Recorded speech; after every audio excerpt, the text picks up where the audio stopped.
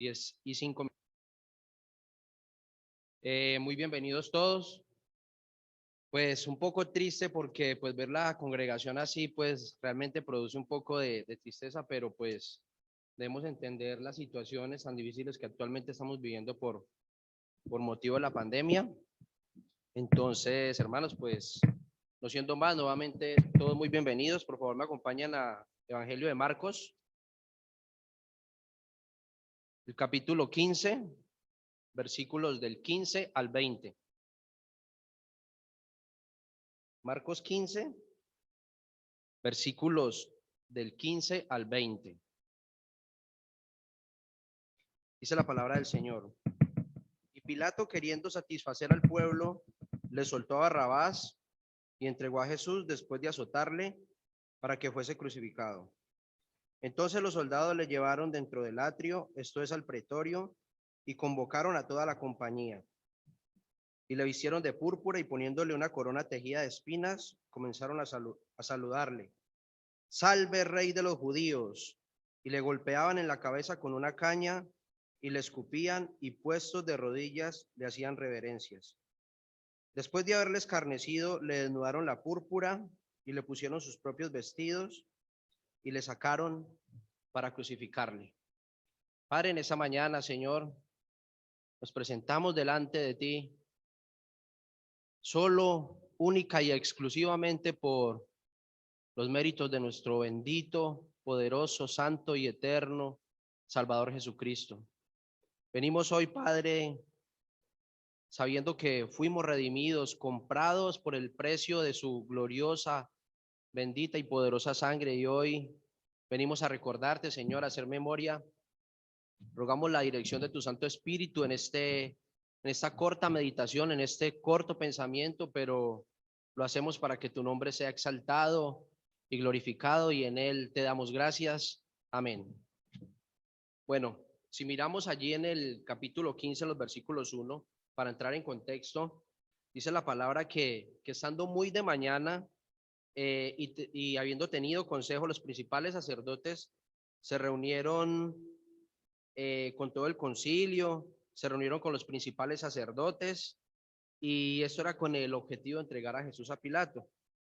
Ya mirando los versículos que anteriormente leíamos, nos relatan acerca de la humillación y la burla que Jesucristo tuvo que padecer antes de ser crucificado. Dice el versículo 15.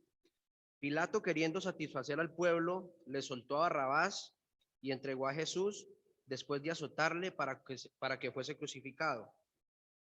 Dice que el acto antes de que entregaran a Jesús para ser crucificado, dicen que fue azotarle.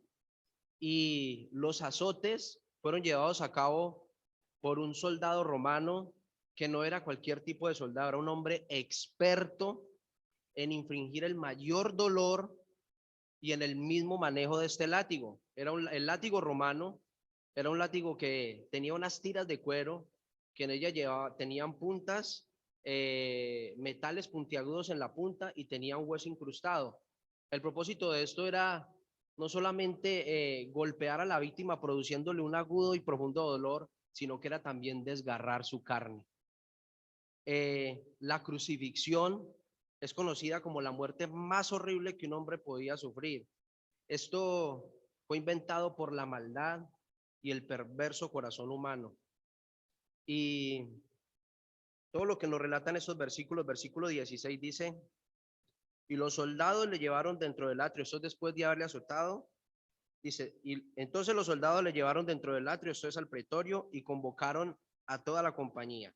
El pretorio es el patio del procurador o del emperador. Dice que convocaron a toda la compañía. Esta palabra allí, o más bien la compañía, era un contingente militar compuesto por 600 soldados que se encontraban allí durante la Pascua para custodiar que no fuera a haber ninguna revuelta. Estaba constituido alrededor de 600 soldados completamente entrenados y completamente brutales a la hora de ejercer el castigo contra algún condenado. Dice el versículo 17, en lo que va a representar ahora la burla y la humillación de nuestro Señor Jesucristo. Y le vistieron de púrpura y poniéndole una corona tejida de espinas. Esta ropa que le ponen a Jesús era muy probablemente la ropa sudorosa y desgastada de un soldado romano, que tenía el color de la realeza, el púrpura de la realeza. Y dice también que le pusieron una corona tejida de espinas. Con una corona de ramas, pienso que hubiese sido suficiente, pero no. La corona tenía que ser de espinas, recordándonos cuando Adán y Eva caen en pecado allá en el huerto del Edén, él pronuncia una maldición sobre la tierra y dice que espinos y cardos te producirá la tierra. Es precisamente con esta corona de espinas, estos espinos, que la bendita frente de nuestro Salvador tuvo que ser traspasada por causa de nuestros pecados. Versículo 18.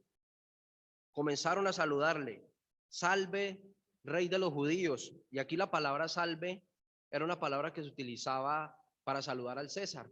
Salve César o bienaventurado César, pero aquí lo que están haciendo es saludándole de una manera burlesca, mofándose de nuestro bendito Salvador. Salve el poderoso rey de los judíos. Y dice el versículo 19, y le golpeaban la cabeza con una caña y le escupían y puestos de rodillas le hacían reverencias. Alguien decía que doblegar las rodillas ante Dios y no doblegar el corazón es hacerle la misma burla que le están haciendo estos soldados perversos a nuestro bendito Salvador. Dice el versículo 20: después de haberle escarnecido, le desnudaron la púrpura y le pusieron sus propios vestidos y le sacaron para crucificarle. Aquí está resumidamente el cuadro de la burla, la humillación de nuestro bendito Salvador. Pero tengo una pregunta: ¿a qué debería llevarnos los padecimientos físicos que Jesús tuvo que llevar a cabo para salvarnos? ¿Solamente a sentir tristeza o dolor? ¿No debería también conducirnos esto a mirar los padecimientos físicos de Él para entender el mensaje glorioso del Evangelio y lo que Jesús tuvo que padecer por nosotros para salvarnos en esa cruz? Allí se encontraba Jesús en medio de esos soldados. Está burlado, castigado, coronado, pero hay una cosa que esos soldados no sabían, y era que con todo lo que ellos estaban haciendo, estaban llevando a cabo perfectamente con lo que Jesús había profetizado en Marcos 10, por favor me acompañan, Marcos 10, versículos 33 y 34. He aquí subimos a Jerusalén y el Hijo del Hombre será entregado a los principales sacerdotes y a los escribas y le condenarán a muerte y le entregarán a los gentiles y le escarnecerán, le azotarán y escupirán en él y le matarán, mas al tercer día resucitará.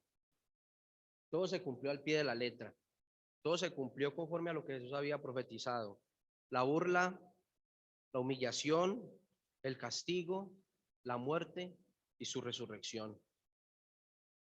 Podemos entender que al fin y al cabo no fue la voluntad de los soldados, no fueron ni siquiera los líderes religiosos, ni siquiera fue Pilato. Fue la voluntad de Dios que su Hijo fuera quebrantado por nuestros pecados. Y eso lo encontramos en Isaías 53:10, que no lo voy a leer, pero dice que Dios quiso quebrantarlo sujetándolo al padecimiento por nuestros pecados. Gálatas 3:13 dice que Cristo nos redimió de la maldición de la ley, haciéndose por nosotros pecado, pero también dice que maldito es todo aquel que fuese crucificado en un madero. A pesar de su perfección, de su santidad, de su gloria, de su poder, de su majestad, de que Él no cometió pecado ni se halló engaño en su boca, Él se está haciendo maldición por causa de nuestros pecados. Al morir en la cruz, nuestro Salvador se hizo maldito. Ya lo mencionábamos. Él cargó con nuestros pecados, pero con el propósito de que nosotros pudiéramos estar delante de Dios. Definitivamente, un Salvador tan precioso, tan glorioso como Cristo, es la única esperanza para pecadores como nosotros. Él es nuestra única esperanza. ¿A quién podemos acudir sino al benefactor de nuestras almas? Aquel que entregó, no solamente siendo castigado de una manera muy superficial, sino que aquel que entregó su vida derramó su sangre para redimirnos.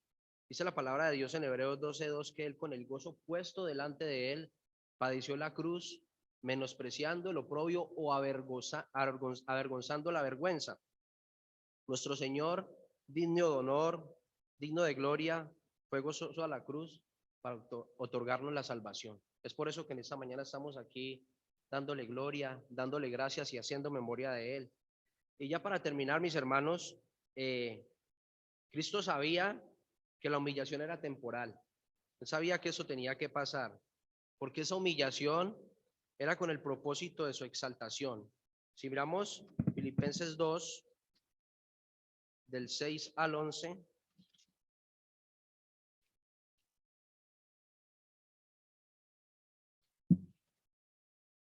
Se me perdió. Listo. Dice la palabra del Señor.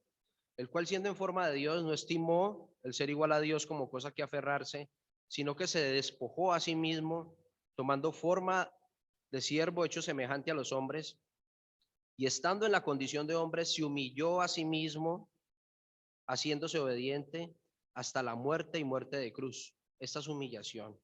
Ahora miremos su exaltación, versículo 9. Por lo cual Dios también lo exaltó hasta lo sumo y le dio un nombre que es sobre todo nombre, para que en el nombre de Jesús se doble toda rodilla de los que están en los cielos y en la tierra y debajo de la tierra, y toda lengua confiese que Jesucristo es el Señor, para gloria de Dios Padre. Las rodillas de los soldados se doblaron con el propósito de humillarle, pero un día se tendrán que doblar y confesar con aquella boca que le escupieron que Jesucristo es el Señor. Hoy en esta mañana estamos nosotros celebrando aquel precioso día donde nuestro bendito Salvador se levantó de la tumba, donde nuestro bendito Salvador fue resucitado para que podamos tener el privilegio de entrar en su presencia y asimismo poder estar aquí conmemorando su día, estar aquí reunidos alrededor del pan y del vino que tipifican su cuerpo y su sangre, molidos y derramada la sangre preciosa por causa de nuestros pecados. Qué precioso Salvador tenemos, qué poderoso y victorioso Salvador tenemos. Y, y quiero dejar una pregunta así, digamos, al aire. Si nos preguntaran cómo preferimos ver a Jesús, cómo preferimos ver a nuestro bendito Salvador, humillado, golpeado, lacerado, muy probablemente con sus órganos expuestos por causa del látigo que muy brevemente describí, o si nos mostraran la otra cara de su exaltación gloriosa, ¿cuál sería la imagen que preferimos ver? ¿Al Jesús torturado, humillado, maltratado o al Jesús victorioso? La respuesta, en mi caso particular, sería, yo preferiría ver al Jesús maltratado y humillado, porque esto me hace recordar la maldad de mi pecado y la gravedad de este mismo pecado que llevó a mi bendito Salvador completamente santo para que muriera por mí en una cruz. Es bueno verle glorioso y victorioso, está sentado en gloria y majestad, pero también debemos verlo de esa manera para que no olvidemos la gravedad de nuestros pecados. Y termino, un Salvador como Cristo es la única esperanza para pecadores como nosotros. Hermanos, Señor les bendiga, la cena queda abierta para los hermanos comunión.